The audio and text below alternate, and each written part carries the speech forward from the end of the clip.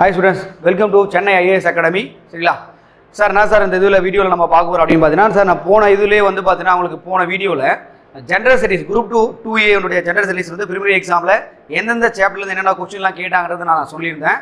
அதனுடைய கண்டினியூஸாக வந்து பார்த்தா இந்த வீடியோ நம்ம பார்க்க போகிறோம். இதில் நம்மளுடைய ஜென்ரல் தமிழ் சரிங்களா அதில் வந்து பார்த்தோன்னா கொஸ்டின் ஃபிட்டப் வந்து எப்படி இருந்திருக்கு ஓகேங்களா, அதாவது பார்ட் ஆல சரிங்களா, அதாவது பகுதி ஆ, பகுதி ஆ, பகுதி இ இதெல்லாம் வந்து பார்த்தீங்கன்னா எவ்வளோ கொஸ்டின் கேட்டிருக்காங்க, அது எல்லாமே நம்ம ஸ்கூல் புக்கில் தான் கேட்டிருக்காங்களா, இல்லை நம்ம எப்படி இந்த கொஸ்டின் இந்த எக்ஸாமில் வந்து பார்த்தீங்கன்னா ஒரு 90+ எப்படி நம்ம போட முடியும் எல்லாத்தையுமே இந்த வீடியோவில் நம்ம பார்க்கலாம் ஓகேங்களா. முதல்ல பாருங்கள் சார், போன 2022 கேட்டேன் இல்லை 2022 மே மாதம் நடந்த குரூப் 2A ப்ரிலிமினரி எக்ஸாமில் கேட்ட விஷயங்கள் பாருங்கள்.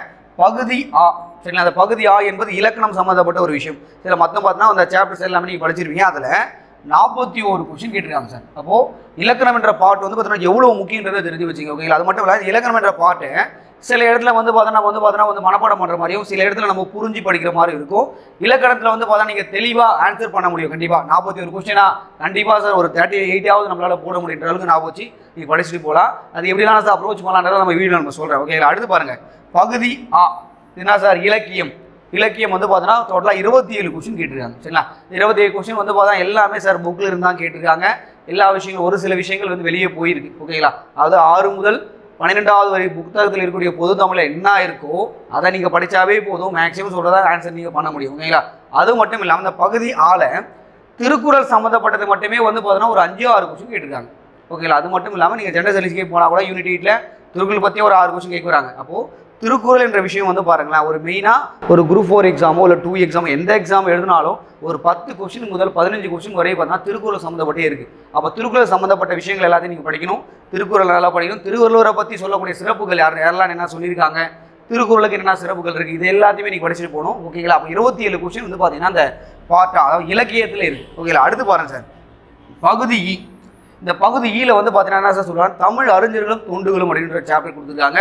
இந்த சாப்டர் வந்து பார்த்தா நிறைய பாரதியார், பாரதிதாசன், நாமக்கல் கவி, இது மாதிரி எல்லா அறிஞர்களுடைய எழுதிய நூல்கள், அவர்களுடைய சிறப்பான பெயர்கள், அவருக்கு எந்த ஊரில் பிறந்தாங்க, இது மாதிரி எல்லா விஷயங்களையுமே வந்து பார்த்தீங்கன்னா ஒரு டோட்டலாக ஒரு 32 கொஸ்டின் கேட்டிருக்காங்க சார். இது எல்லாமே சார் உங்களுக்கு புக்கில் என்ன இருக்கோ சாப்டரில் டாப்பிக்கில் என்ன இருக்கும். இப்போ ஒன்றில் சார் மாப்போ சிவஞானம் அப்படின்னாவே அவரை பற்றி எங்கே இருக்கோ புக்கில் வந்து 10th புக்கில் தான் இருக்குது. அந்த 10th புக்கில் ஒரே சாப்டர் படித்தா போதும் ஒரு கொஸ்டின் உங்களை கம்பல்சரி ஆன்சர் பண்ண முடியும். இப்போ நடந்த குரூப் 4லையும் வந்து பார்த்தீங்கன்னா அதை பற்றி ஒரு கொஸ்டின் கேட்டிருந்தாங்க, நீங்கள் பார்த்துருப்பீங்கன்னு நினைக்கிறேன் ஓகேங்களா. அதே போல் வந்து பார்த்தா அந்த காயிதே மில்லத் பற்றி படிச்சிருப்பீங்க. அவரை பற்றி பார்த்தீங்கன்னா ஒரு 8th புக்கோ 7th புக்கில் தான் அவரை பற்றி ஒரே ஒரு லெசன் தான் இருக்குது. அந்த ஒரு லெசன் முடிச்சு என்ன பண்ணாங்க குரூப் 4ல் கேட்டாங்க. அப்போது டாப்பிக்கில் இருக்கக்கூடிய நேம்கள் அவங்க சாப்டர் வந்து எங்கெல்லாம் இருக்காங்க அப்படின்றத பார்த்தா படித்தாவே நீங்கள் போதும். ஓகே சார், இதில் புதிய புத்தகம் மட்டும் தான் கேட்பாங்களா இல்லை பழைய புத்தகம் வந்து கேட்பாங்களான்னு கேட்பாங்க சார். பழைய புத்தகம் நீங்கள் வந்து படிக்கணும் இல்லைன்னு சொல்லலை. முதல்ல வந்து பார்த்தீங்கன்னா புதிய புத்தகத்தை வந்து நல்லா தெளிவாக படிச்சுங்க, அதாவது சாப்டர்ல இருந்து நல்லா படிச்சுட்டு பழைய புத்தகத்தில் நம்ம சிலபஸில் என்ன இருக்கோ அதை மட்டும் படிங்க சரிங்களா. அதுவும் இங்கே பாருங்கள், இந்த பகுதி ஆறுக்கு பார்த்தீங்கன்னா இந்த பகுதி ஆள நீங்கள் புதிய புத்தகத்தில் என்ன கொடுத்துருவாங்க அதை மட்டும் படிங்க சார். பழைய புத்தகத்தில் இலக்கணமே நீங்கள் தொட வேணாம் சரிங்களா. பழைய புத்தகமே நீங்கள் போக வேணாம். அதில் புதிய புத்தகத்தில் வந்து என்ன இருக்கோ அதை மட்டும் இலக்கணம் நல்லா படித்து வச்சுங்க ஓகேங்களா.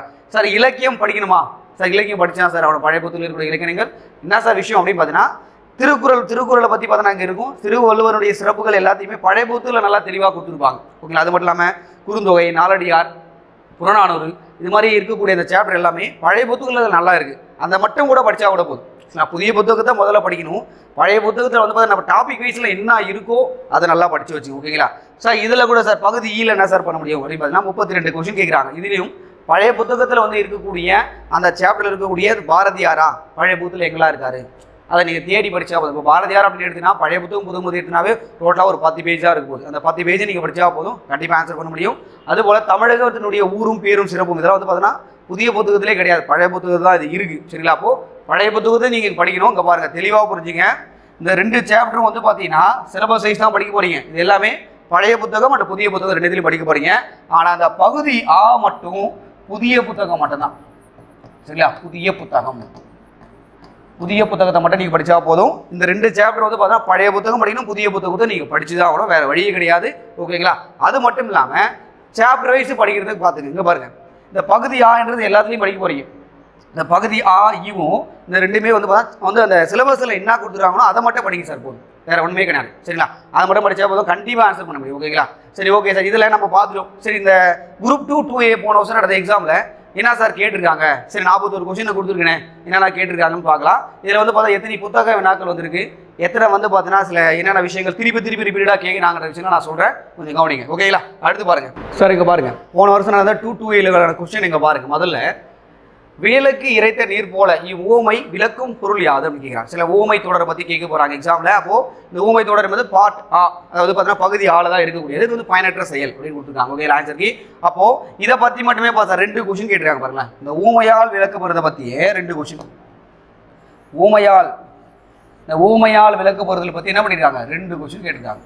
ரெண்டுமே முக்கியமான விஷயம். சரிங்களா? அப்போது இதில் நீங்கள் ஸ்பிட் பண்ணி படிச்சுக்கலாம். சரிங்களா? அதுக்கு வந்து பாருங்கள் சார், என்ன சார் கொஸ்டின் கேட்டிருக்காங்க பாருங்கள். ஊமையால் விளக்கும் பொருத்தமான பொருளை தேர்ந்தெடுத்தல் மடை திறந்த வெள்ளம் போல. அப்படின்னா என்ன சார், ஊமையால் வந்து விளக்கப்படுதுன்னு சொன்னால் தடையின்றி மிகுதியாக. சரிங்களா? இது மாதிரி வந்து பாருங்கள் ஊமையை வெளிப்படுத்தக்கூடியதை பற்றி கேட்டாங்க பாருங்க. வேலுக்கு இறைத்த நீர் போலனா பயனற்ற செயல். அப்போ ஊமையை பற்றி என்ன பண்ணிருக்காங்க, 2 கொஸ்டின் கேட்டிருக்காங்க. ஓகேங்களா? அப்போ ஊமைகளை நம்ம நல்லா படிச்சுக்கணும். ஓகேங்களா? அடுத்து பாருங்க சார், இங்கே பாருங்க, தன்வினை வாக்கியம், பிறவினை, செய்வினை, செயல்பாட்டு வினை எல்லாமே படிச்சிருப்பீங்க. சரிங்களா? இதில் எந்த வாக்கியம் கேட்டிருக்காங்க பாருங்களேன். கவிதாவால் உரை படிக்கப்பட்டது வந்து என்ன பண்ணீங்க, செயல்பாட்டு வினை நீங்கள் போட போறீங்க. ஓகேங்களா சார்? ஆப்ஷன்ஸ் எல்லாம் பார்க்கும்போது செய்வினை, தன்வினை, பிறவினை எல்லாம் கொடுத்துருக்காங்க. அப்போ இது எந்த சார் புக்கில் இருக்குது அப்படின்னு பார்த்தா 9th புக்கில் இருக்குது சார். தெளிவாக 9th தமிழ் புக்கில் தெளிவாக இருக்குது. 9th Tamil book. அதை நீங்கள் நல்லா தெளிவாக அண்டர்ஸ்டாண்ட் பண்ணி எந்த உறுப்பு இங்கே வரும், 2வது வேற்றுமை வருமா இல்லை 4வது வேற்றுமை வருமா அப்படின்றலாம் நீங்கள் தெளிவாக படித்தா போதும். கண்டிப்பாக அந்த கொஸ்டினை நீங்கள் ஆன்சர் பண்ணிட்டு போயிடலாம். ஈஸியான ஒரு கொஸ்டின் தான் அது. ஓகேங்களா? அடுத்து பாருங்கள் சார், பாண்டியனுடைய கடற்படை தளம் எது அப்படின்னு கேட்டாங்க. சார் என்ன சார், பாண்டியனுடைய இது வந்து அவங்களை முத்துக்குளித்தில் ஃபேமஸான சொல்ல கொர்க்கை தான் அவருடைய கடற்படை இதை சொல்லுவாங்க. தூத்துக்குடி என்பது கொர்க்கைக்கு பக்கத்தில் இருக்குது. ஓகேங்களா? இது வந்து பார்த்தா இந்த முசிறி, இந்த தொண்டிக்கெல்லாம் நம்ம போகக்கூடாது. சரிங்களா? ஞாபகம் வச்சுக்கணும் சார். இப்போ வந்து பார்த்தா இந்த ஊரும் பேர்களும் சொல்லுவாங்க பார்த்தீங்களா, அதில் வந்து கேட்டிருக்காங்க. ஒரு காமனாக வந்து பார்த்தீங்கன்னா ஒரு நீங்கள் தமிழ் புக்லேயே படிக்கலாம் கூட, நீங்கள் பாண்டியனுடைய கப்பற்படை தளம் என்பது கொர்க்கை அப்படின்றத நீங்கள் படிச்சிருப்பீங்க. கொர்க்கை என்பது முத்துக்குளியத்துக்கு ரொம்ப ஃபேமஸான ஒரு விஷயம். தூத்துக்குடி என்பது அங்கே துறைமுகம் இருந்தது. ஓகேங்களா? தொண்டி என்பது ராமநாதபுரம். சரிங்களா? முசிறி என்பது அது யாருது, சேரர்களோடு. அப்போ ஆப்ஷனாவது நம்ம எலிமினேட் பண்ணி படிச்சிருக்கலாம். சரிங்களா? அப்போது ஊரும் பேரும் என்ற சிறப்புகளை பற்றி இதை கேட்டிருக்காங்க. ஓகேங்களா? அடுத்து பாருங்களா சார், அடுத்து இலக்கண குறிப்பு சார், ரொம்ப முக்கியமானது. சரிங்களா? தன்மணல் இலக்கண குறிப்பு குறுக்கு அப்படிங்கிற தன்மை ப்ளஸ் மணல் அப்படிங்கிறீங்க, மை என்ற விதி வரும். அப்போது அன்பு தொகை. அப்போது வேற என்ன சார் கேட்பாங்க, வினைத்தொகை பற்றி கூட கேட்கலாம். வினைத்தொகை பற்றி கூட கேட்டிருக்காங்க. அப்போ இலக்கண குறிப்பு என்பது எவ்வளோ முக்கியம்னு பாருங்கள். ஒவ்வொரு பாட்டை நீங்கள் படித்தா பின்னாடி நம்ம இலக்கண குறிப்பு கொடுத்துருப்பாங்க. அதுவும் புதிய புத்தகத்தில் இருக்கக்கூடிய இலக்கணத்தை மட்டும் நல்லா தெளிவாக படிங்க. சரிங்களா? அடுத்து பாருங்கள் சார், இடுகுறி பொதுப்பெயர் இதெல்லாம் கொடுத்துருக்காங்க பாருங்கள். இடுகுறி பொதுப்பெயர் என்னப்பா, இடுகுறி பொதுப்பெயர் என்பது காடு. சரிங்களா? இடுகுறி சிறப்பு பெயர் என்பது என்னன்னா பனை. பனை மரம் கொடுத்துட்டாங்கன்னா இடுகுறி பொதுப்பெயர் சொல்லலாம். அதாவது ஒரு குறிப்பிட்ட ஒரு மரத்தை பற்றி சொல்லியிருக்காங்க, அதனால பனை மரம். காரண பொதுப்பெயர் என்பது, காரண பொதுப்பெயர்னா பறவை பறக்கிறதுனால பறவை, அதனால பொதுப்பெயராக சொல்ல முடியும். சிறப்புனா மரக்கொத்தி.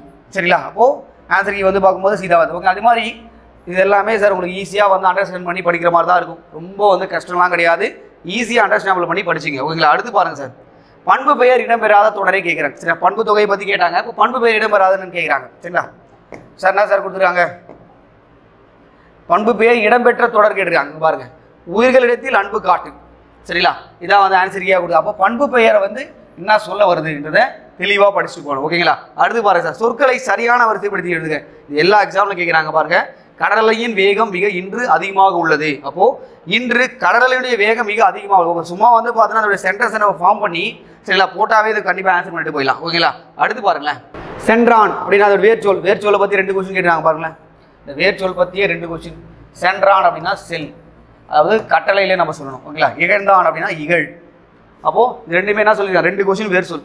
அடுத்து பாருங்களா, ஓர் எழுத்து ஒரு மொழி சார், இதை பற்றி பார்த்தா 2 கொஸ்டின் திருப்பியும்.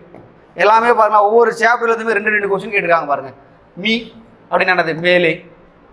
மொத்தம் பார்த்தோன்னா நீங்கள் ஓர் எழுத்து ஒரு மொழி பார்த்தா ஒரு 7th புக்கில் ஒரு பாக்ஸில் கொடுத்துருப்பாங்க சார். அதை நீங்கள் படித்தாவே போதும், 2 கொஸ்டின் போட்டுடலாம். இப்போ பாருங்கள், நா அப்படின்னா என்னது, நாவு என்பது மீனிங். ஓகேங்களா? அடுத்த கொஸ்டின் பாருங்கள் சார், ஒளி வேறுபாடு இது பண்ணுற கேட்குறாங்க. இது எல்லா எக்ஸாம்பிளும் கேட்குற விஷயம் தான். அங்கே பாருங்கள், அறை. அறைனா இந்த அறைன்னு என்னது, பாதி. சரிங்களா? இந்த அறை என்றால் அறைதல் அப்படின்னு சொல்லுவாங்க. சரிங்களா? கரெக்டாக மேட்ச் ஆகிற மாதிரி நீங்கள் மேட்ச் பண்ணணும்.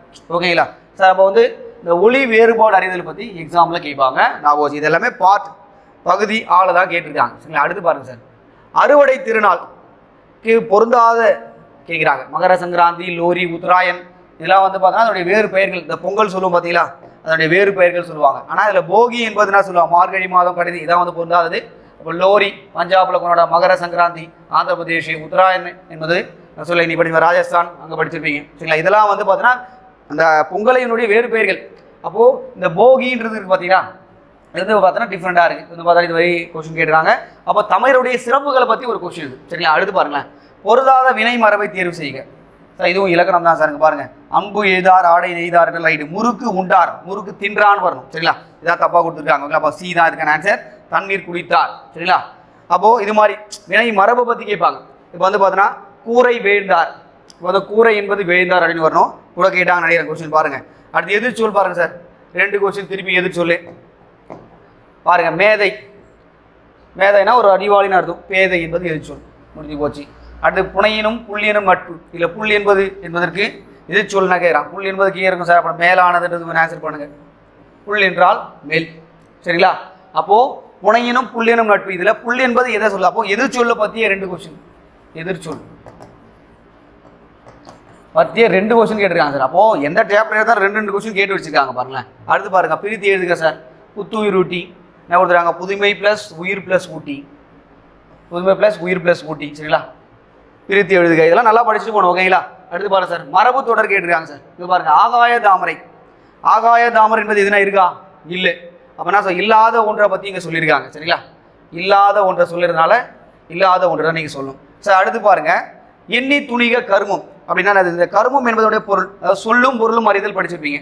திருக்குறள் செய்யுள் எல்லாத்துலேயுமே சொல்லும் பொருள் என்பது ஒரு செய்யுள் முடிஞ்ச உடனே கொடுத்துருப்பாங்க ஒரு 4-5 கொஸ்டின்ல சரிங்களா. அது எல்லாமே மேட்ச் ஃபாலோயிலும் கேட்பாங்க, இது மாதிரி இதுவும் கேட்பாங்க. அப்போது கருமம் என்றால் செயல் ஓகேங்களா. அடுத்த கொஸ்டின் பாருங்க, சைவ சமய குறள்கள் சார். நம்மளுக்கு வந்து பகுதி ஆளை கேட்டிருக்காங்க. இங்கே பாருங்க, பக்தி இலக்கியங்கள் நீ படிச்சிருப்பீங்க சரிங்களா. அதாவது நம்முடைய ஆழ்வார்கள் நாயன்மார்களை பற்றி பார்த்தீங்கன்னா கொஸ்டின் கேட்டிருக்காங்க பாருங்க.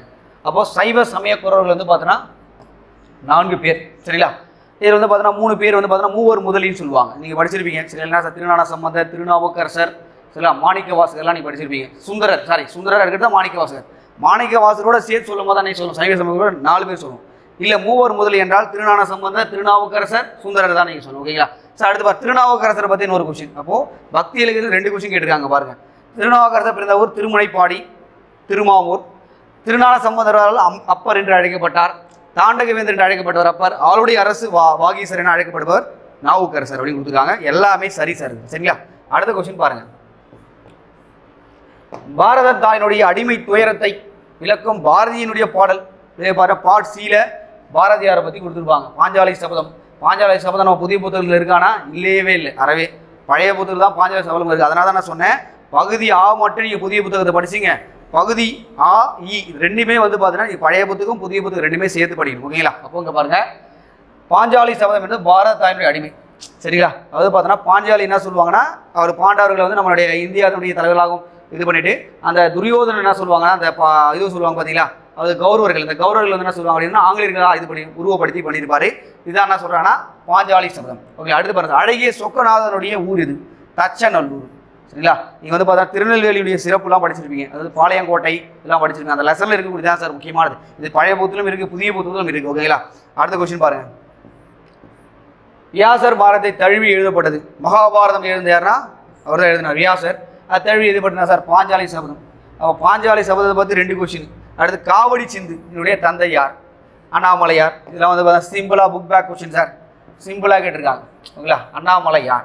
அடுத்த கொஸ்டின் பாருங்க, அடிவரையறை சார். பாருங்க, பாட் நம்மளுடைய பி, அது இலக்கியம் எடுத்துட்டாவே குறுந்தொகையினுடைய அடிவரை கேட்ட 4 முதல் 8 சரிங்களா. அப்போது குறுந்தொகை கொடுத்துருக்காங்க. அப்போ புறநானூறு அடிவரை என்ன, அகநானூறு என்ன, நற்றினை என்ன, இதெல்லாம் நீங்கள் ஐங்குறு நூறு என்ன, இதெல்லாம் நீங்கள் படிச்சுட்டு போகணும் ஓகேங்களா. தண்டமை ஆசனர் இளங்கோடைகள் யாரை அழைத்தார், சீத்தலை சாத்தனார் தான் அழைத்தார் ஓகேங்களா. அப்போது நம்மளுடைய இதில் இருந்து கேட்டிருக்காங்க, 50 காப்பியங்கள் 5 காப்பியங்கள் இருந்து கேட்டிருக்காங்க பார்த்தீங்களா. அதோடைய கொஸ்டின்ஸும் கொடுத்துருக்காங்க.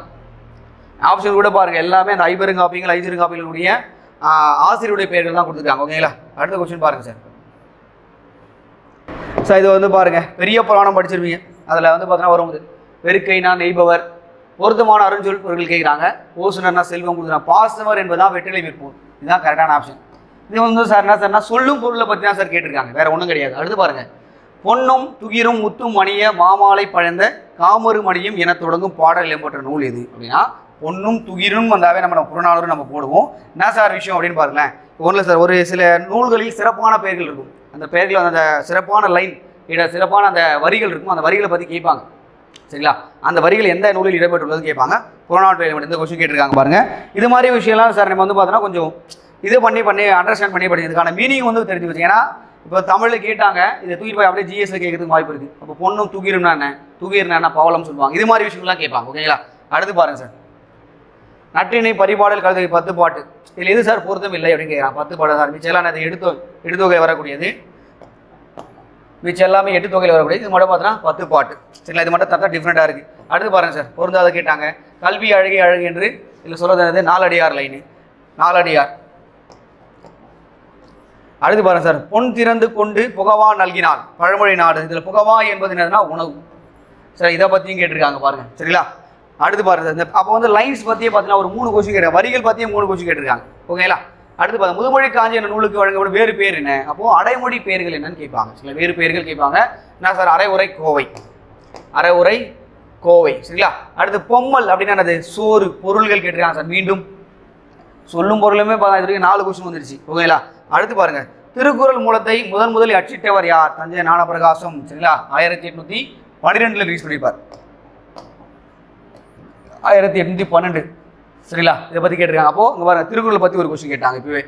அடுத்து பாருங்க, ஓடையிலேயே ஊறுகின்ற தீஞ்சுவைந்தன் தண்ணீரே உகுந்த தண்ணீர் இடை மலர்ந்து சுகந்த மலரே என்று இறைவனுடைய திருவடிகளை பாடியவர் யார்? ராமலிங்க அடிகளார் பற்றி கேட்டிருக்காங்க பாருங்க. ஒன்றும் இல்லை சார், இந்த எக்ஸாம்பிள் ராமலிங்க அடிகளாரை பற்றியே 3 கொஸ்டின் கேட்டிருக்காங்க. ஏன்னா டிஎன்பிஎஸ்சி பொறுத்த வரைக்கும் அப்படியே அப்போ ஒன்றும் இல்லை. இதில் ராமலிங்க அடிகளாரை பற்றி கேட்டிருக்காங்க. அடுத்த எக்ஸாம்பிள் என்ன பண்ணலாம்? தாய்மானவர் பற்றியே 3 கொஸ்டின் கேட்கறதுக்கான வாய்ப்பு இல்லை. ஓகேங்களா?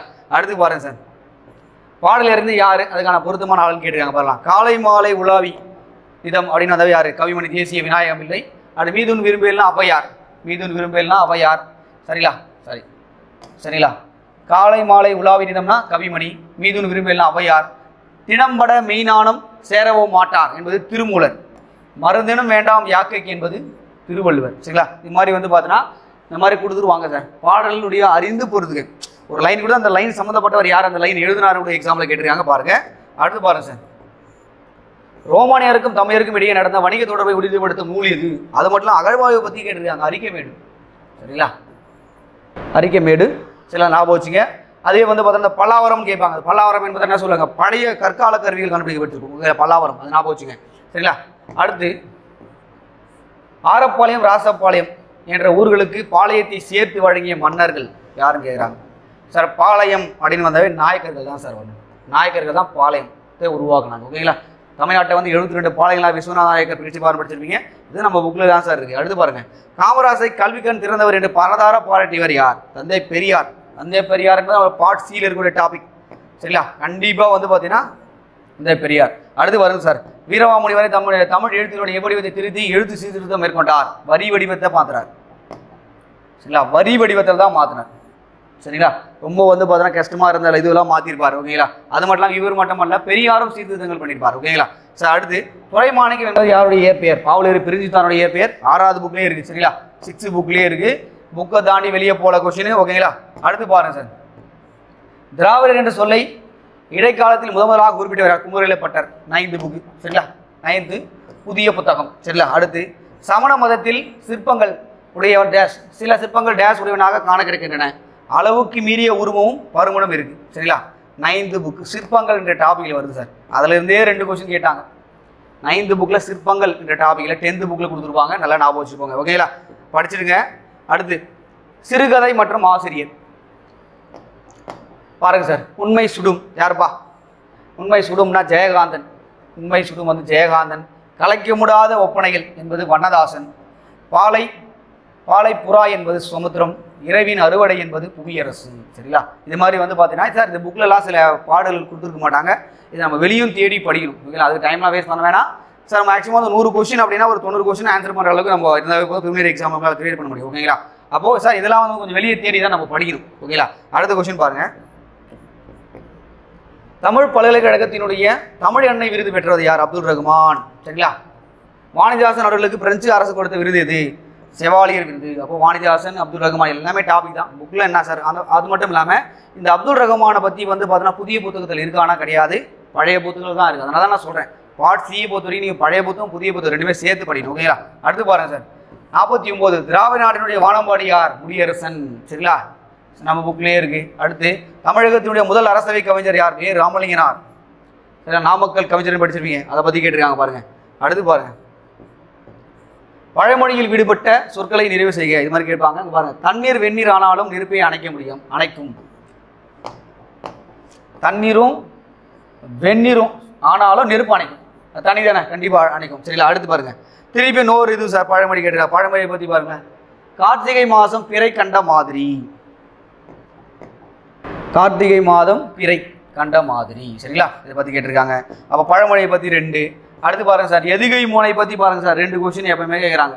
அடி எதுகா இணை எதுகையா மாதிரி எப்பவுமே 2 கொஸ்டின். சரிங்களா? அவங்க பாருங்கள், இணை மோனையை கேட்டிருக்காங்க. இணை மோனா பக்கத்தில் வரும். சரிங்களா? 1 2.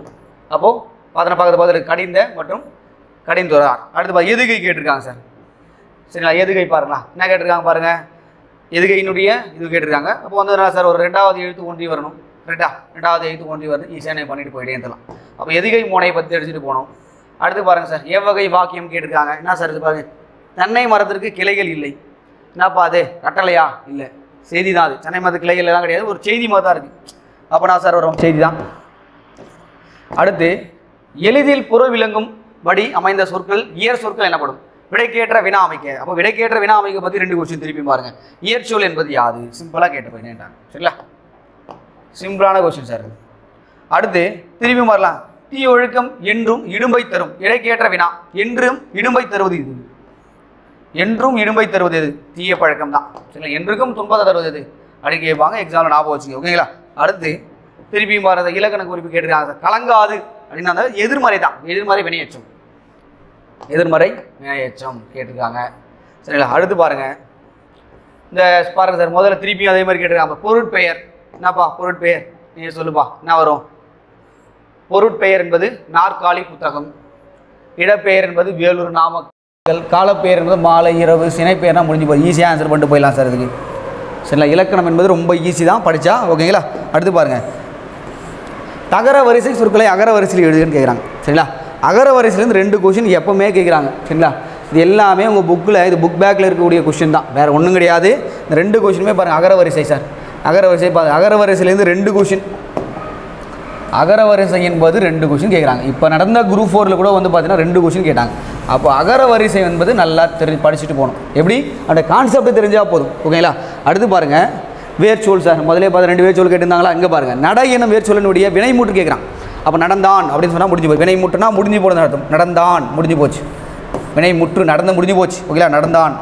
அடுத்து பாருங்களேன், சான்றோர் பாலர் ஆப சாலர் சாலர் பாலர் ஆகுபவை பாடல் அடிகள் இடம்பெற்ற நூல் எதுன்னு கேட்குறாங்க சார். பாருங்கள், திருப்பியும் வந்து புறநானூரை பற்றி ஒன்று கேட்டாங்க. இங்கேயும் ஒரு புறநானூரை பற்றி கேட்டிருக்காங்க பாருங்கள். இதெல்லாம் வந்து பார்த்தீங்கன்னா எக்ஸாம் ஹாலில் வந்து பார்த்தா யூஸ் பண்ணுவோம் சார். நீங்கள் ஒரு சம்மந்தப்பட்ட விஷயம் கேட்டிருக்காங்க அப்படின்னா திருப்பி அதை பற்றி கேட்டிருப்பாங்கன்னு வரும். சுத்தமாக தெரியல அப்படிங்கும்போது நீங்கள் ஆன்சர் பண்ணலாம். இல்லை கம்பல்சரி வந்து சார் இந்த லைன் வந்து எனக்கு தெரியும், இது 500 வரப்போகுது அப்படின்னா நீங்கள் 500 சார்ஜ் பண்ணலாம். இல்லை அப்படிங்கும்போது சார் புறநானூரில் ஒரு கொஸ்டின் கேட்டால் திருப்பி நம்ம புறநானூரை கேட்கறதுக்கான வாய்ப்புகள் இருக்குன்னு சொல்லிட்டு ஓரளவுக்கு இதுதான் பண்ண முடியும், ரொம்பலாம் வேணாம். ஓகேங்களா? அடுத்து பாருங்கள் சார், பொருந்தாததை சொல்லை தேர்வு. மலையூர், காட்டூர், மருதூர் எல்லாம் தமிழ்நாட்டில் குறிக்கக்கூடிய பெயர்கள். மணிப்பூர் என்பது நம்ம இதில் கிடையாது. அப்போ மணிப்பூர் தான் நீங்கள் சொல்லணும். ஓகேங்களா? அடுத்து வேல் விண்டர். சரிங்களா? சுயல் காற்று. சரிங்களா? அப்போ கடல் காற்றுனா லேண்ட் பிரேஸ், சீ பிரேஸ், லேண்ட் பிரேஸ் வந்து நிலக்காற்று. இது மாதிரி எல்லா பாட புத்தகத்துலேயுமே வந்து பார்த்திங்கன்னா ஒவ்வொரு இயலு முடியும் போதுமே வந்து பார்த்தீங்கன்னா உங்களுக்கு பின்னாடி வந்து பார்த்தீங்கன்னா இந்த ஆங்கில சொல்லுக்கு இணையான தமிழ் சொல்லி தேர்வு செய்யன்னு சொல்லிட்டு கொடுத்துருப்பாங்க. எல்லாத்துலேயுமே ஒரு 5-6 கொஸ்டின் இருக்கும். சரி, அந்த 5-6 கொஸ்டின் நல்லா படிச்சுட்டு போகணும். ஓகேங்களா? இல்லை தனித்தனியாக பிரித்து படிச்சிருங்க சார், ரொம்ப சிம்பிளாக முடிஞ்சிடும். தனித்தனியாக பிரித்து படிச்சிங்கன்னா உங்களுக்கு ரொம்ப ஈஸியாக ஞாபகம் வரும். இல்லை சார் நான் புக் வைஸாக தான் படிப்பேன் அப்படின்னா படிக்கலாம், ஒன்றும் பிரச்சனை, ஞாபகம் வச்சுக்கணும். ஓகேங்களா? ஸோ அடுத்து பாருங்கள், பின்வரும் தொடரில் உள்ள பிழைகளை திருத்தி எழுதுக. மல்லிகை குளத்தில் பூக்கும் மலர் அல்லை அப்படின்னு கொடுத்தா மலர் அப்படின்னு கொடுத்துறான். மலர் அப்படின்னா ஒரு ஒருமையில் வருது. அப்போது நான் வரும் மலர் அன்று. மல்லிகை வந்து மலரில் வந்து சார் குளத்தில் பூக்குமா? கிடையாது, அன்றுன்னு வரணும். சரிங்களா? இதனுடைய பிழைகள் வந்து கேட்பாங்க. ஓகேங்களா? அடுத்து பாருங்கள் சார், மரபு பிழையற்ற சொல்லை கேட்குறாங்க. எருதுனா சார் பண்ணும், எருது வந்து எக்காலம் இடும். சரிங்களா? இது என்பது எக்காலம் இடும். இது மாதிரி கேட்பாங்க. மயிலாகவும் குயில் கூவும் இது மாதிரிலாம் கேட்பாங்க. ஓகேங்களா? சார் அடுத்து பாருங்கள், அங்கை சரியாக பிரிக்கன்னு கேட்குறாங்க. அகம் ப்ளஸ் கை. அங்கை என்பது அகம் ப்ளஸ் கை. அப்போ பிரித்து எழுதுக்கு 2 கொஸ்டின் கேட்டிருக்காங்க பாருங்கள். அடுத்து வழுவு சொல்லற்ற தொடர் இது. வலப்பக்க சுவரில் எழுதாதே. வலப்பக்க சுவரில் எழுதாதே. அப்போ வழுவு சொல்லு பற்றி கேட்பாங்க. வழுவு. அடுத்து பக்தி சுவை நனி சொட்ட சொட்ட பாடி வந்த கவி வளவா என்ற சேக்கியார் பெருமானை புகழ்ந்துரைத்தவர் யார்? மகாவித்துவான் மீனாட்சி சுந்தரம் பிள்ளை. சரிங்களா? மகாவித்துவான் மீனாட்சி சுந்தரம் பிள்ளை. ஓகேங்களா? நீங்கள் சேக்கியாரை பற்றி படிச்சிருக்கீங்களா? மகாவித்துவான் மீனாட்சி சுந்தரம் கூட பார்த்தீங்கன்னா உங்களுக்கு டாப்பிக்கில் இருக்குது. அதை பற்றியும் கேட்பாங்க. அடுத்து பாருங்கள் சார், யான் பெற்ற இன்பம் பெருகை வையகம் என்பது திருமூலர் சொன்னது. சரிங்களா? யான் பெற்ற இன்பம் பெருகை வையகம் என்று சொல்லி திருமூலர் பற்றி கேட்டிருக்காங்க. அடுத்து பாருங்கள், நந்தவனத்தில் ஒரு ஆண்டி அவன் 4 மாதமாய் குழவனை வேண்டி எனும் பாடல் பாடிய சித்தர் யார்? கடுவெளி சித்தர். அப்போது சித்தர்களை பற்றியே கூட பார்த்தீங்கன்னா இதில் 2 கொஷின். இப்போ நடந்த குரூப் 4 2 கொஷின் தான். சரிங்களா? அப்போ சித்தர் டாபிக் எவ்வளோ முக்கியம் பாருங்கள். சித்தர்களில் ஆதி சித்தர் யார்? திருமூலர் தான் ஆதி சித்தர். அப்போ திருமூலரை பற்றி 2 கொஷின். சரிங்களா? அடுத்து எழுதப்படாத பாடல் என்பது நாட்டுப்புற பாடல். நாட்டுப்புற பாடல். குறவஞ்சி என்பது என்னன்னு கேட்குறான். குறவஞ்சி என்பது ஒரு சிற்றிலக்கியம் தான். சிற்றிலக்கியம் 96 இருக்கும். சரிங்களா? அதில் 96 வந்து பார்த்தீங்கன்னா ஒன்று சொல்லுவாங்க. அடுத்து தமிழ் விடு தூதி நூலினுடைய பாட்டுடைய தலைவன் யார்? மதுரை சொக்கநாதர். இது வந்து பார்த்தோன்னா நம்ம புதிய புத்தகத்திலே தமிழ் விடு தூது இருக்குது. சரிங்களா? அடுத்து வீரமாமுனிவருடைய இயற்றிய நூல் எது? தேம்பாவாணி. எல்லாம் வந்து பார்த்தோன்னா வீரமாமுனிவர் பற்றியே கூட திருப்பி ஒரு விஷயம் கேட்டாங்க. அவர் எழுத்து சீர்திருத்தம் பண்ணார், வரி வடிவம் கேட்டாங்க. திருப்பி அவரை பற்றி தான் ஒரு கொஸ்டின் பாருங்க. அடுத்து பாருங்கள், மடல் ஏறுதல் எனும் துறையை பயன்படுத்திய ஆழ்வார் யார்? திருமங்கை ஆழ்வார். கொஞ்சம் வந்து டிஃப்ரெண்ட்டாக இருக்கும். சரிங்களா? ஒரு சில கொஸ்டின் வெளியே கேட்பாங்க சார். ஓகேங்களா? அடுத்து பாருங்கள், தேம்பாவானியினுடைய பாட்டுடைய தலைவர் யார்? சூசை மாமுனிவர். இப்போ கூட கேட்டாங்கன்னு நினைக்கிறேன். சரிங்களா? சூசை மாமுனிவர். சார் அடுத்து அகநானூறு பற்றி கீழ்கண்ட கூறுகளில் எது சரியானது? அகநானூறு எடுத்தொகை நூலில் ஒன்று. ரைட்டு. இந்நூலை நெடுந்தொகை என்றும் அழைப்பார். இது 10 பாட்டா? இல்லை, எடுத்தொகையில் வரக்கூடியது. சரிங்களா? அப்போ இது மட்டும் தான் தப்பு. சரிங்களா? அப்போ இது மட்டும் தான் தப்பு. புலவர் பலரால் பாடப்பட்ட 400 பாடல்களை கொண்டது. அப்போங்களா? அப்போது 1, 2, 4 தான் சரி. அகநானூறு பற்றி கேட்டிருக்காங்க.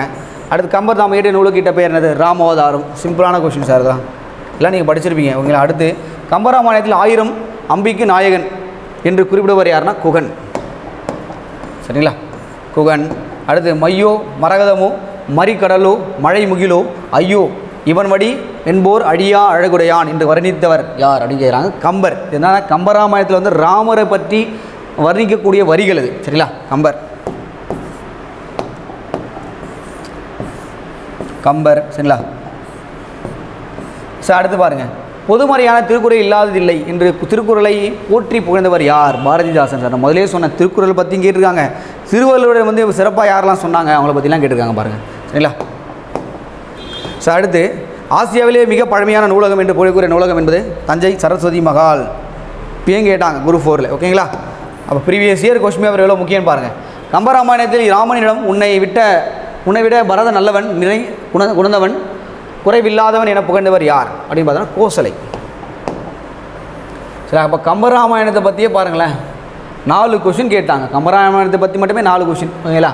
அப்போ ராமாயணத்தில் ராமனிடம் உன்னை விட பரதன் நல்லவன், நிறை குணந்தவன், குறைவில்லாதவன் என்று புகழ்ந்தார்னா கோசலை. அடுத்து ராமலிங்க அடிகளாரது சிந்தனையினுடைய ஊற்றுக்களமாக இருந்தால் கந்த தோட்டம். ஏன்னா ஒரு முருகனுடைய அருளின் பயணமாக தான் எல்லா விஷயமே பண்ணியிருப்பார். ஓகேங்களா? அப்போது ராமலிங்க அடிகளார் திருப்பி ஒரு கொஷின் கேட்டிருக்காங்க.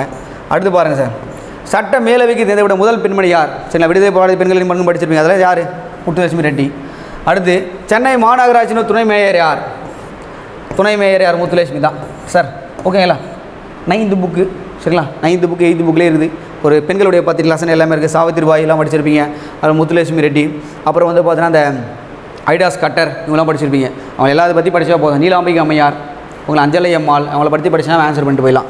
அடுத்து பாருங்கள், தென்னையளவு போதா சிறு புல் நீர் எனும் அறிவியல் அணுகுமுறை பாடிய பாடலை இயற்றியவர் யார்? யாருன்னா கபிலர். திருவள்ளுவர் மாலையில் எழுதியிருப்பார். அப்போது திருக்குறள் சம்மந்தப்பட்டே தான் திரும்பி ஒரு கொஸ்டின் கேட்டிருக்காங்க. ஓகேங்களா? ஸோ அடுத்து பாருங்கள், கல் தோன்றி மண் தோன்றா காலத்தே வாளோடு முன் தோன்றிய மூத்தக்குடி யாருன்னா புறப்பொருள் என்பா மாலையில் சொல்லியிருப்பாங்க. அதாவது தமிழினுடைய சிறப்பான ஒரு விஷயம். ஓகேங்களா? அடுத்து பாருங்கள், தற்போது மதுரை என்று அழைக்கப்படும் ஊர் வந்து கல்வெட்டுகள் எப்படி சார் ஆயிடுச்சா? ஊரும் பேரும் சிறப்பில் தான் சார் இந்த கொஸ்டின் கேட்டிருக்காங்க பாருங்கள். மதுரை அப்படின்னு சொல்லுவாங்க. ஓகேங்களா? ஸோ அடுத்து உலக தமிழரிடையே தமிழ் உணர்வை உருவாக்கிய பெருஞ்சித்தானுடைய இதழ்கள் யாவை அப்படிங்கிறா? தென்மொழி தமிழ் சிட்டு. சரிங்களா? சிம்பிளாக சொன்னோன்னா 6வது புக்கிலே இருக்குது. சரிங்களா? அப்போது இந்த பாவலியர் பெருஞ்சித்திராரை பற்றினுடைய இயற்பெயர் துரைமானியன்னு கேட்டாங்க. அந்த அவரை பற்றி கேட்டிருக்காங்க பாருங்க. ஓகேங்களா? அடுத்து பாருங்க, சரியான விடையை தேர்ந்தெடுக்க கீழ்கண்டோல் உவேசா பற்றி சரியான கூற்று. நான் சார் பாருங்கள், உவேசனுடைய இயற்பெயர் வேங்கடரத்னம். இவருடைய ஆசிரியர் பேர் வந்து மீனாட்சி சுந்தரம் பிள்ளை. ஓகேங்களா? அப்போது இது கரெக்டான ஒரு விஷயம் தான். குறிஞ்சி போட்டம் எனும் ஓலைச்சுவடியை அச்சில் பதிப்பித்தார். கரெக்ட் தான். அடுத்து உவேசா 3ஆம் தமிழ் சங்கத்தின் தலைவரா? தப்பு. ஓகேங்களா? 3ஆம் தமிழ் சங்கம்லாம் நடக்கும்போது இவெல்லாம் கிடையாது. ஓகேங்களா? 3வது சமயம் கிடையாது.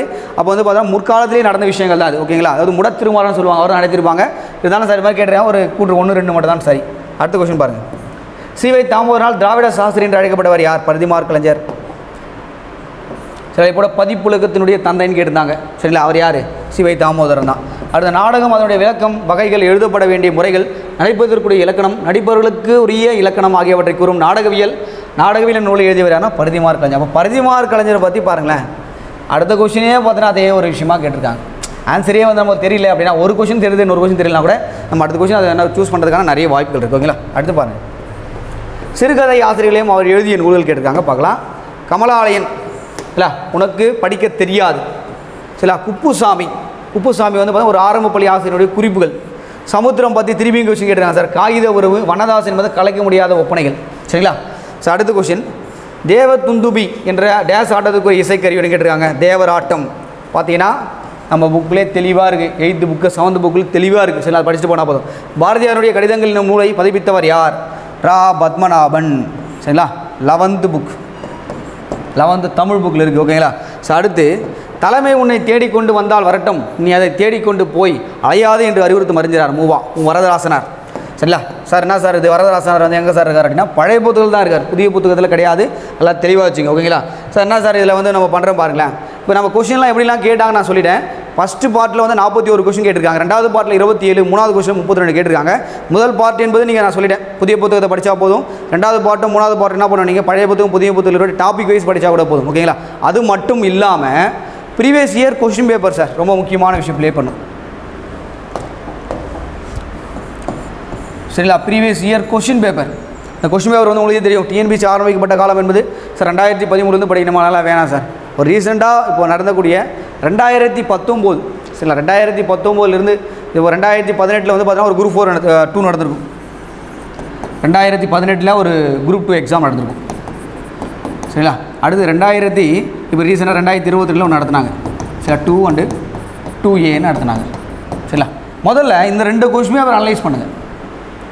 இதுக்கும் சரி, குரூப் 4க்கும் சரி, ரெண்டுத்துக்குமே ஒரே சிலபஸ் தான். தமிழ் ஜிஎஸ்லேயாவது சில டாப்பிக்கள் மாறி இருக்கலாம். சரிங்களா? அப்போது இதில் வந்து பார்த்தா முதல்ல ப்ரீவியஸ் இயர் கொஸ்டின் பேப்பர் எடுத்துங்க சார். நம்மளை புக்கில் இருந்தால் கேட்டிருக்காங்களா, அது முதல்ல அனலைஸ் பண்ணுங்கள். மற்றமே புக்கில் இருந்தால் கேட்டு போகிறாங்க, வேறு ஒன்றும் கிடையாது. நீங்கள் ப்ரீவியஸ் இயர் கொஸ்டின் பேப்பர் முதல்ல நிறைய அனலைஸ் பண்ணணும், அதை நிறைய மெமரைஸ் பண்ண வைக்கணும். அது மட்டும் இல்லாமல் புக் பேக் கொஸ்டின்ஸ் ரொம்ப முக்கியமானது. தமிழில் இருக்கக்கூடிய புக் பேக் கொஸ்டின்ஸ், அந்த புக் பேக் கொஸ்டினை நல்லா கரெக்டாக மார்க் பண்ணி படிக்கணும். சும்மா வந்து ஏன்னா மார்க் பண்ணிட்டேன்னு சொல்லிட்டு படிச்சிருக்கூடாது, கரெக்டாக படிக்கணும். சரிங்களா? அது ரொம்ப முக்கியம். அது மட்டும் இல்லாமல் ஒரு பாடலோட வரிகள் படிக்கிறீங்க அப்படின்னா அந்த பாடல் வரிகளோட மீனிங் தெரியணும். அது எந்த இடத்துல கேட்டாங்கன்றத கூட நீங்கள் அப்புறமா லாஸ்ட் கூட படிச்சிக்கலாம், பிரச்சனை கிடையாது. பட் இருந்தாலும் உங்களுக்கு கேட்கக்கூடிய விஷயங்கள் நிறைய வந்து பார்த்தோன்னா அந்த லைன் எங்கேருந்து கேட்டுறான்னு மற்ற ப்ரீவியஸ் இயர் கொஸ்டின் பேப்பரில் இருக்குது தான் கேட்பாங்க. அது மட்டும் நல்லா தெளிவாக ஞாபகம் வச்சுக்கோ. ஓகேங்களா? அப்போ தமிழில் வந்து சார் ஓப்பனாக சொல்லலாம், இலக்கணம் என்பது நீங்கள் புரிஞ்சு படிக்கணும். மிச்சம் 2 ஏரியாவை மெமரைஸ் பண்ணுற ஏரியா தான், வேறு வழியுமே கிடையாது. இல்லைனா சார் எதனா வந்து மேக்ஸ் ஃபார்மில் எதனா போட்டு எதனா பண்ண போகிறீங்களா? ஒன்றுமே கிடையாது. என்ன பண்ண போகிறீங்க அப்படின்னா இலக்கணம் என்பது புரிஞ்சு படிக்க போகிறீங்க, இலக்கியம் அண்ட் ரெண்டுமே மெமரைஸ் பண்ண போகிறீங்க, வேறு ஒன்றுமே கிடையாது. ஒரு நல்ல ஒரு பிளான் படிச்சிங்க. சரிங்களா? ஒரு 35 நாளில் சார் நீங்கள் நல்லா படிச்சிங்க அப்படின்னா என்ன சார் படிக்க போகிறீங்க அப்படின்னா 6 முதல் +2 புத்தகம் வரைக்கும் சார் 6 முதல் 10 வரைக்கும் படிக்கலாம், பிரச்சனை கிடையாது. அந்த புத்தகத்தில் உங்களுடைய டாப்பிக்கில் என்ன கொடுத்துருக்காங்களோ, இப்போ சிம்பிளாக சொல்ல ராமலிங்க அடிகளார் அப்படின்னா அவரை பற்றி என்ன சார் பழைய புத்தகத்தில் ஒன்று கொடுத்துருக்காங்க, புதிய புத்தகத்தில் ஒன்று கொடுத்து அதை மட்டும் படிக்க போகும். இப்போ அயோதாச பண்டிதரா அவர் வந்து பார்த்தீங்கன்னா பழைய புத்தகம் புதிய புத்தகம் 2 லெசன் தான், சிம்பிளாக படித்து முடிங்க. சும்மா வந்து பார்த்தீங்கன்னா வளன்னு எல்லாத்தையுமே படித்து டைம் வேஸ்ட் பண்ணாதீங்க. உங்களுக்கு இருக்கிற டைம் வந்து பார்த்தீங்கன்னா செப்டம்பர் 14 வந்து பார்த்தீங்கன்னா எக்ஸாம் நடக்க போகுது. அப்போது இந்த எக்ஸாம் என்பது ஒரு ஃபில்டர் பண்ணுற எக்ஸாம் தான். இதில் வந்து தமிழில் வந்து நீ 100க்கு 100 போட்டு ஜாபுக்கு போக வேண்டிய வேலையெல்லாம் இல்லை. சரிங்களா? அப்போது இந்த தமிழில் ஓப்பனாக சொல்லணும்னா previous year question paper book. சரிங்களா? அதை தாண்டி வந்து பார்த்தா சில விஷயங்கள் வந்து பார்த்தா நம்ம கிளாஸில் நம்ம சில விஷயங்கள் நம்ம சொல்லலாம். இந்த விஷயங்களை மட்டும் நீங்கள் திருப்பி படிச்சுட்டே வந்தீங்கன்னா போதும். கண்டிப்பாக சொல்கிறேன் சார், இந்த 90+என்றதை உங்களால் பண்ண முடியும். 35 நாள் சார் நல்லா படிக்கலாம். Previous year question paper, book bag, test போடணும், சும்மா கிடையாது. சரிங்களா? சும்மா தமிழில் வந்து பார்த்தீங்கன்னா அந்த சொல்லுவாங்க எல்லாருமே சும்மா போட்டலாம் சார்லாம் சொல்லுவாங்க, ரொம்ப கஷ்டம். 85 அந்த ரேஞ்சுக்கு வந்து எல்லாருமே வந்துடுவாங்க. சார் நான் 85 எடுத்துட்டேன், நான் ஜிஎஸ்சில் பார்த்து அவ்வளோ வந்து இதுவாக இருந்தீங்க அப்படின்னா பிரச்சனை கிடையாது, நீங்கள் வந்து ரொம்ப ஸ்ட்ராங்காக இருக்குன்னு கூட சொல்லிட்டு போயிடலாம். பட் இருந்தாலும் தமிழ் என்பது இங்கே ரொம்ப முக்கியமான விஷயம். நான் முதலே திருப்பி சொல்கிற பாருங்க, எக்ஸாம் என்பது ஒரு 2327 பேர் நடக்கும். அப்போ 25,000 பேர் அவங்க செலக்ட் பண்ண போகிறாங்க. 1:10 ரேஷியோக்கு செலக்ட் பண்ணி மெயின்ஸ்க்கு அனுப்ப போகிறாங்க. அப்போது சார் ஓப்பனாக சொல்லணும், ஒரு கட் ஆஃப் ரேஞ்ச் எவ்வளோ சார் இருக்கும் அப்படின்னு பாருங்களேன். இந்த 160 ப்ளஸ் தான் இருக்கும். அதாவது 155லேருந்து 160 இந்த ரேஞ்சுக்குள்ளே தான் வந்து பார்த்தீங்கன்னா கட் ஆஃபே இருக்கும். அப்போ 150 160. அப்போது தமிழில் நீங்கள் 90 போட்டு அப்படின்னா அதில் ஒரு 65 போட்டால் கூட போதும், 65 70 போட்டால் கூட அந்த ரேஞ்சுக்கு வந்து விட்டுடும். சரிங்களா? அப்போது தமிழ் என்பது கொஞ்சம் பெரிய ரோல் ப்ளே பண்ணும் சார். அது மட்டும் இல்லாமல் மேக்ஸ் ரொம்ப ப்ளே பண்ணும். அப்போது தமிழும் அண்ட் மேக்ஸும் ப்ரீவியஸ் இயர் கொஸ்டின் பேப்பர் புக்கில் என்ன கொடுத்தாலும் அதை மட்டும் நல்லா படிங்க. சும்மா உட்காந்து பார்த்தா வளவளவு நிறைய மெட்டீரியல் எடுத்து படிக்காது. ஆனால் ஜிஎஸ் நீங்கள் படிக்கணும், தப்பு கிடையாது. ஏன்னா ஜிஎஸ் என்பது டிகிரி ஸ்டாண்டர்ட் லெவலில் கேட்க போகிறேன்னு சொல்லிட்டாங்க. அப்போது நீங்கள் நிறைய இன்ஸ்டியூட் மெட்டீரியல் போய்ட்டு தேடி படிக்கலாம். இல்லை புக்கில் இருக்கிற விஷயம் முதல்ல படிங்க சார். +1 +2 புக்கில் இருக்கக்கூடிய ஜிஎஸ் உடைய விஷயங்கள் நிறைய படிக்கணும். அதை படிச்சு முடிச்சிட்டிங்கன்னா அப்புறமா நீங்கள் வேறு ஏதோ இன்ஸ்டியூட் மெட்டீரியலோ இல்லை நம்ம இன்ஸ்டியூட் மெட்டீரியல் ஏதோ தேடி நீங்கள் படிக்கலாம். ஓகேங்களா? சரி, ஓகே சார். இன்றைக்கி வந்து பார்த்தீங்கன்னா நம்ம பார்த்த விஷயங்கள் தான். அது மட்டும் இல்லாமல் நம்ம இன்ஸ்டியூட்டில் வந்து பார்த்தீங்கன்னா வாகை டெஸ்ட் பேட்ச் வந்து போயிட்டுருக்கு. ஓகேங்களா? அதை நீங்கள் பார்த்துமே இதோட பார்த்தீங்கன்னா ஒரு 3 டெஸ்ட் 4வது டெஸ்ட் போயிட்டுருக்கு. இந்த 4 டெஸ்ட் முடிஞ்சிருக்குன்னு நினைக்கிறேன். சரி, நீங்கள் வந்து பார்த்தா அந்த டெஸ்ட் பேட்சில் ஜாயின் பண்ணணும் அப்படின்னு பார்த்தீங்கன்னா உங்களுக்கு நான் கீழே வந்து டிஸ்கிரிப்ஷனில் வந்து லிங்க் கொடுக்குறேன், அதை நீங்கள் ஜாயின் பண்ணிக்கலாம். ஓகேங்களா? அது மட்டும் நீங்கள் கமெண்ட் பண்ணால் கூட அதுக்கான வந்து பார்த்தீங்கன்னா பர்ச்சேஸ்க்கான ஏதோ டீட்டெயில் அவங்க சொல்லுவாங்க. ஓகேங்களா? அப்போது எக்ஸாம் வந்து பார்த்தா செப்டம்பர் 14 நடக்கும் போது ப்ரிலிமினரி எக்ஸாமை கிளியர் பண்ண போகிறீங்க.